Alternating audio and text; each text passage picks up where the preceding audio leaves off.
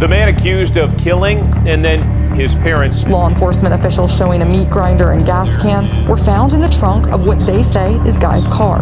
Guy is a college student in Louisiana. The Knox County Sheriff's Office called the crime scene gruesome. It would be described as horrific, a very gruesome crime scene. What investigators found inside has been dubbed by the state as a diabolical stew.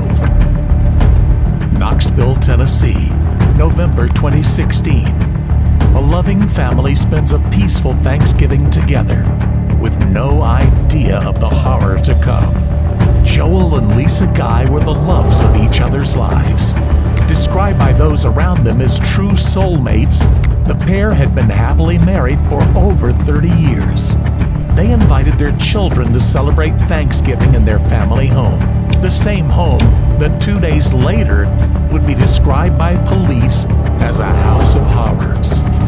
Scattered limbs, the stench of chemicals, and a head found boiling in a pot on the stovetop. This is the horrible story of Joel and Lisa Guy's awful demise. Joel Guy was a pipeline engineer born in 1955. He already had 3 daughters from a previous relationship when he met the love of his life, Lisa. Joel and Lisa went on to have a son together named Joel after his father.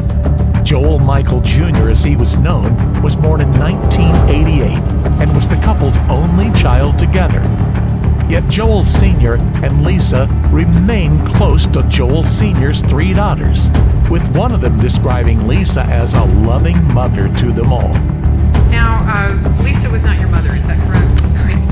Can you tell the jury when you met Lisa and how that came about? Lisa, when Michelle and I were 3, they met, and she's been like a second mother to us since before I can remember. After 31 happy years of marriage, Joel Sr. had made retirement plans and was selling their house in Knoxville, Tennessee. Joel and Lisa were looking forward to being able to spend more time with each other in retirement. They had bought a house in Burgonsville, Tennessee, where they planned to live out their retirement. This was to be Lisa and Joel's last Thanksgiving in their Knoxville family home before their move. Are you aware of Lisa's plans to retire?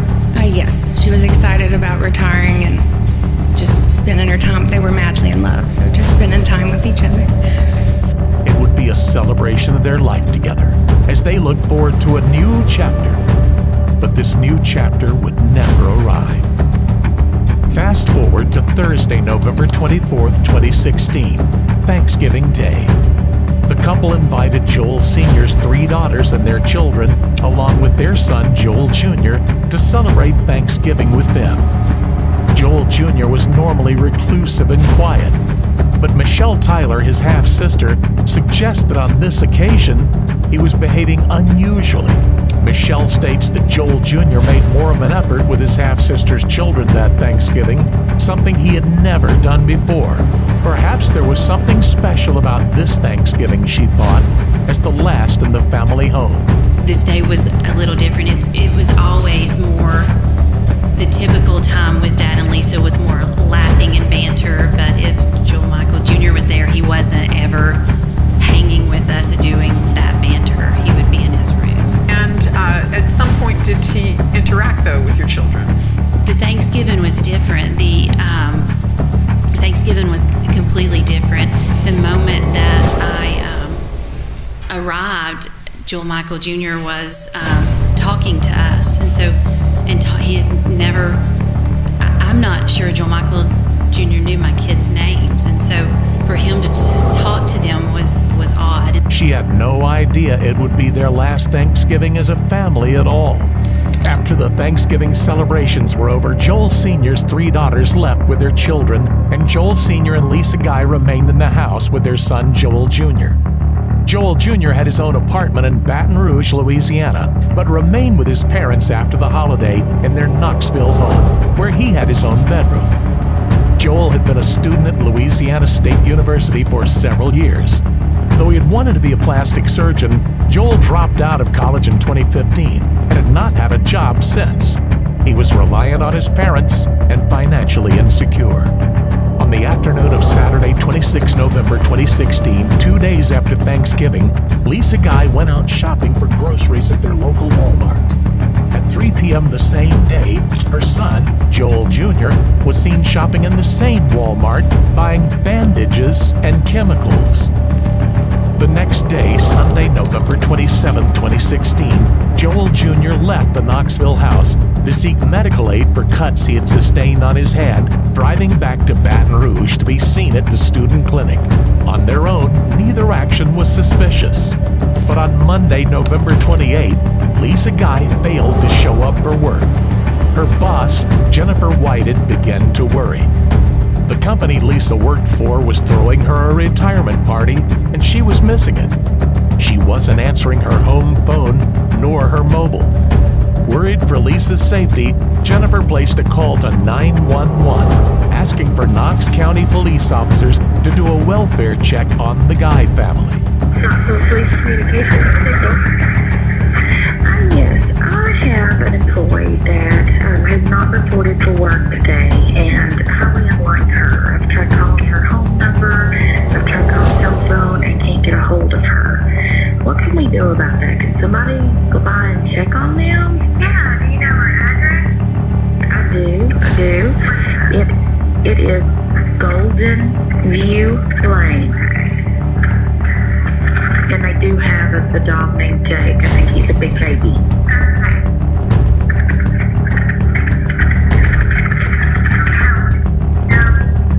She is in her, I think, late 50s.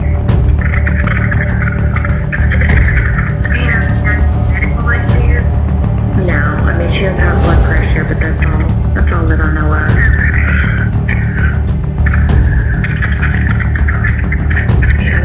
Their house is for sale, and they are moving, and she is leaving our company, but that's supposed to be Friday, and this definitely isn't like her just not to show up. I'll send a call over to officers, and swing by and check on her, and if anything changes before the end, just give us a call back here, okay? At the same number? Yes, ma'am. Okay, great. Thank you so much. You're welcome. Bye-bye. Bye-bye. The officer undertaking the welfare check was Stephen Ballard, who went up to the Guy's family home and rang the doorbell but did not receive a response. He went around to the back of the house, but Lisa's boss remained concerned. An hour or two later, she called 911 a second time to ask for another welfare check. Detective Stephen Ballard went a second time to the house, this time with Detective Jeremy McCord. Looking through the window, they saw groceries, including perishable items such as milk and bacon, scattered all over the floor, and even though the house was for sale, there was no real estate agent lock on the door. They also noted that the back doorknob was missing. Ballard and McCord eventually gained access through the garage door. As they entered, they felt an intense heat. This was the first chilling sign of the horror that lay within. There were 3 cases of beer, perishables, there was breakfast meat, stuff like that in bags that you could just see sitting there. And then immediately to the right is a formal dining room that had a large amount of long guns laying there. I think there was a red velvet cake at the end of the table. It's just stuck out. And so taking into account everything you've witnessed thus far, the circumstances present outside as well as what you observed inside, how are you feeling at this point? It's terrifying because you don't know if somebody needs some help. I mean, it's just an odd situation. There's nothing downstairs that I'm observing that makes sense to me. You know what I'm saying? I mean, we go through houses and we clear houses regularly, and most of the time, if you encounter something, you kind of know right when you get in. This was a very different situation because once we get upstairs, it's like the world does a 180. Everything gets turned upside down. Inside the house, there were guns lined up on the dining room table. The smell of chemicals in the house was so strong that Ballard said his forehead was tingling in the toxic air. I actually feel a tingling on my forehead from the time that I entered the home. As we continue on and start up the steps, the heat is more intense. It seems to be getting low. Disturbed by these signs, they feared the worst. And upstairs, confirmed. The officers found a horrifying sight: a pair of human hands lying at the end of the hallway. I see a human hand. It was lying in an upright position with another human hand that was closed fist behind it. And downstairs, something even worse waited in the kitchen. The officers had entered a true horror show. Realizing they could not proceed without backup, they left the property. There was no one physically present in the house, no one alive. Backup was soon called, and forensic investigators arrived at the scene. On entering the house, they saw a large stock pot sat on the stovetop, which was hot. The forensics team also found reddish-brown stains up the stairs, on the walls, and on the banister. But the most grisly evidence of all was found in the bathroom. In addition to a weapon in the bathroom sink, they found 2 blue tubs that contained liquid and pieces of flesh. Nearly every room of the home was filled with evidence. Chemicals and weapons lay about the house, and blood was found everywhere. But the occasional third resident, their son, Joel Jr., was nowhere to be found in the house. He was still alive. The police placed Joel Jr. under surveillance. As the only survivor, he became the only suspect and was apprehended on Tuesday, November 29, 2016 in Baton Rouge. A meat grinder was found in the trunk of his car. So what happened to Lisa and Joel Guy Sr.? It was clear they had been killed, and their own son was the number one suspect. But why? In a backpack inside the house, officers found a startling piece of evidence: a black notebook used by Joel Jr. This notebook was the key to the deaths of Lisa and Joel Guy Sr. In fact, he'd written checklists detailing equipment he needed and steps he would have to take in order to kill his parents. Minimize things I touch throughout visit. Wear gloves and socks to prevent fingerprints and footprints. Drop something down the garbage disposal to break it. Get him on the ground fixing it. Clean up mess from him before she gets home. Bring blender and food grinder. Grind meat. The notebook, nicknamed the Book of Premeditation, showed that Joel Jr. had been planning this murder for days, if not weeks. As early as November 7th, nearly 20 days before the murders, CCTV footage shows Joel Jr. shopping for items he would later use for the murders, such as hydrogen peroxide. This is video of the male subject entering our grocery vestibule on November 26, 2016 at 3:26 p.m. His internet history similarly shows searches for different chemicals, such as sodium percarbonate, the active ingredient in OxyClean. Joel's plan was to end the lives of both of his parents and make it look like his father had done it. Joel Jr. planned to clean the crime scene and partially burn the house in an attempt to destroy evidence. He also wrote notes about the temperature of the house, stating that he would turn the thermostat up as high as it would go to further remove any evidence of his heinous crimes. As these pieces of evidence were revealed, the timeline of events began to become clear. And here's one from November 26, 2016 at 12:18, 18 minutes after noon at the 10,900 Brookside Drive, Walmart, detailing the items purchased are consistent with what was observed and documented in the Golden View address in the form. On Saturday, November 26th, Lisa Guy went shopping. Left at home with his father, Joel Jr. attacked Joel Sr. in the upstairs exercise room. Police officers noted that the room was a mess, suggesting Joel Sr. had fought for his life, but his son overpowered him and attacked him with a knife over 40 times. Lisa Guy arrived home just after midday. She walked into the house carrying the groceries she had just bought, with no idea of the horror she was returning to. Perhaps she heard a sound from upstairs or saw some signs of her son's violent turn. She dropped the groceries all over the floor and ran upstairs. But she was too late to save her husband. Instead, her son attacked and killed her. She sustained at least 31 stab wounds. Joel placed his mother's head in a stock pot and set it on the stove, turning the stock pot on so his mother's head would boil. Having obtained a deep cut on his left thumb during the attack on his father, Joel Jr. left the scene to go to Walmart, where he was seen at 3:30 p.m. buying bandages, ointment, and more chemicals. It had been just over 3 hours since Lisa Guy was in Walmart buying groceries for the family. Now, Joel Jr. was shopping in the same Walmart, and both his mother and father were dead.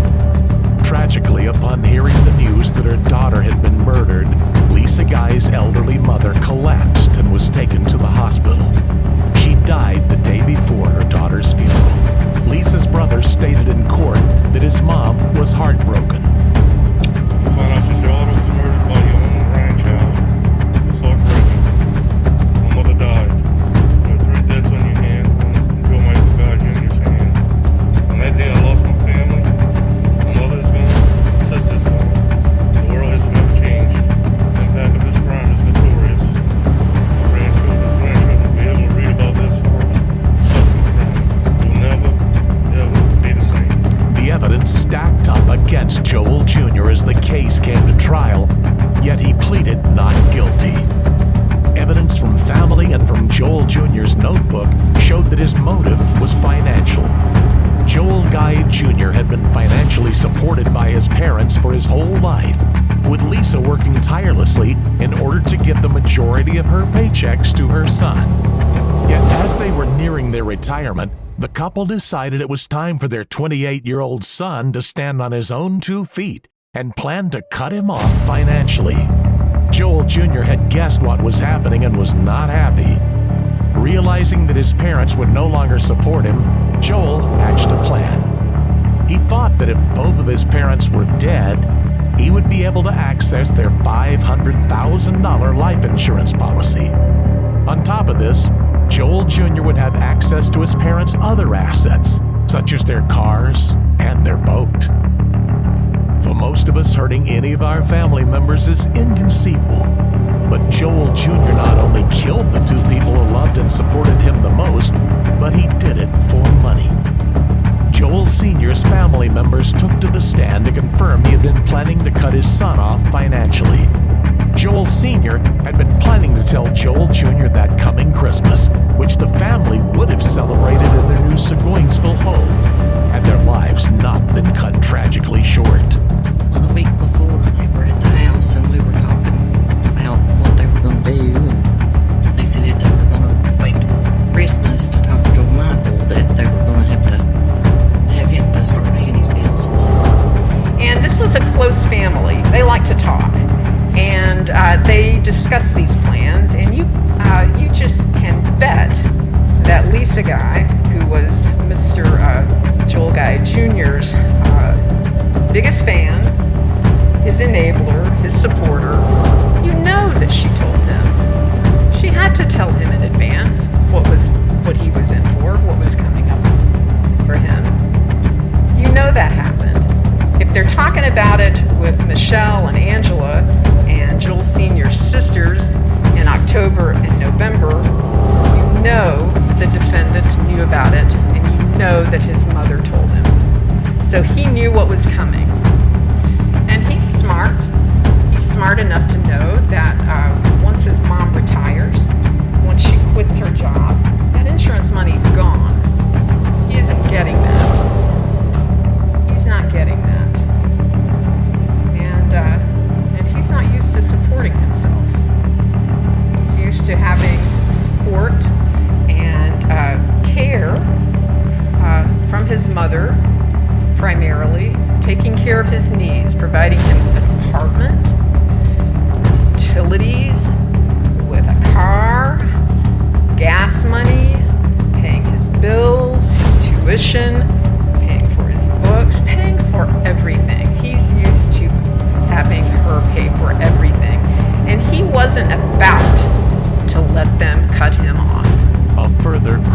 tale was explained by Michelle Tyler, Joel Jr.'s half-sister. She stated that she had seen the blue containers in Joel Michael Jr.'s car during their Thanksgiving celebrations 2 days before the murders. These blue containers would be the ones into which Joel Jr. would place chemicals and parts of his parents' bodies. Day 2 of the trial, Tuesday, September 29th, saw footage of Joel Jr. in Walmart just hours after the deaths of his parents, where he was purchasing bandages and plasters to put over the cut on his thumb he sustained after he attacked his dad. On the video, you can see that he has what appears to be bandages covering some type of injury on his right and left hands. More photos and videos from this house of horrors were also shown. The pot that contained Lisa Guy's head was also shown to the court. Multiple items in the house used for the murder had Joel Jr.'s fingerprints on them. Officers came to the stand to further describe what they found. One officer described the smell, stating that he would never be able to get that smell out of his head. Throughout these graphic descriptions, Joel Jr. sat emotionless, not reacting to the horrific testimonies being given by Knox County police officers. In a case where somebody is charged with premeditated murder, and I've tried many premeditated homicides, usually you have to put premeditation together circumstantially. And many times I have argued to a jury that you will have to put facts A, B, C, D, and E together to prove this element of premeditation. It's not like you'll have a notebook or an outline or a diary entry that's going to tell you every time. And how ironic that I finally got a case where I have that. That's exactly what we have. We have basically what amounts to a diary that outlines a plan of intention to kill and have a motive. Each new detail presented in court revealed the depths of Joel's cruelty. On the third day of the trial, a further forensic investigator described how they removed the liquefying bodies from the property, describing the way the flesh of Joel Guy Sr.'s head had been entirely eaten away by the acid solution, leaving it skeletonized. Joel Jr.'s only friend and old roommate also spoke to the jury. Michael McCracken, who met Joel Jr. at school, had been friends with Joel for nearly 10 years. He described Joel Jr. as a socially awkward person who was becoming more of a recluse the older he got. A phone call between the two after Joel Jr. had been arrested was played for the court, in which Joel said that Michael was the only good thing in his life.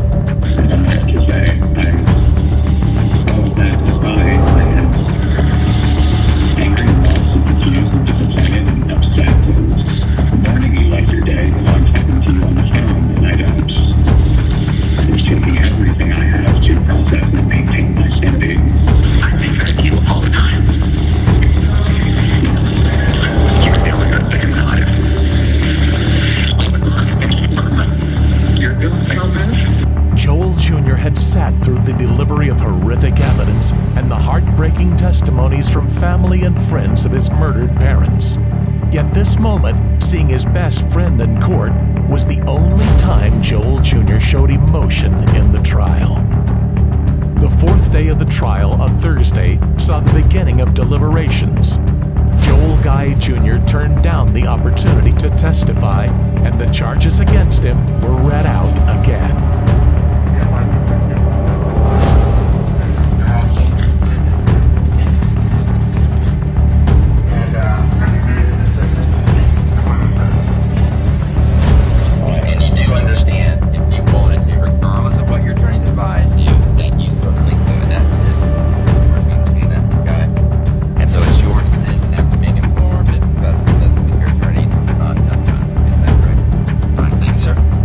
Finally,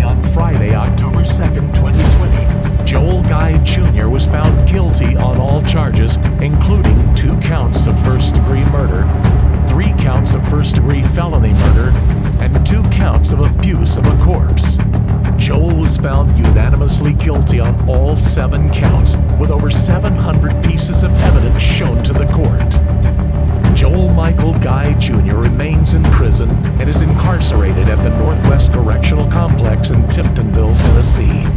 His sentence will last for 124 years, and he'll be eligible for parole on April 30th, 2136. What are your thoughts on this tragic and heartbreaking story?